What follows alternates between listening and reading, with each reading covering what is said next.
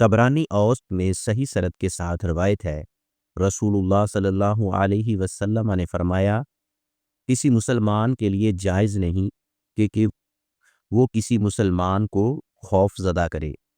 اس حدیث کا مفہوم یہ ہے، اس حدیث میں مسلمانوں کے باہمی تعلقات کی ایک بنیادی اخلاقی حد بیان فرمائی ہے کہ کسی بھی صورت میں دوسرے مسلمان کو خوف میں مبتلا کرنا حرام ہے۔ خوف زدہ کرنا صرف ہتھیار دکھانے تک محدود نہیں، بلکہ دھمکی دینا، ڈرانے والے پیغامات بھیجنا، جھوٹی خبریں پھیلانا یا طاقت کا ناجائز اظہار کرنا سبھی اس میں شامل ہے۔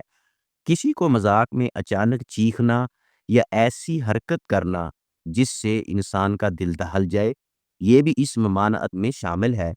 سوشل میڈیا پر بلیک میلنگ، کردار کشی یا جھوٹے الزامات سے خوف پیدا کرنا بھی اس گناہ کی جدید صورتیں ہیں۔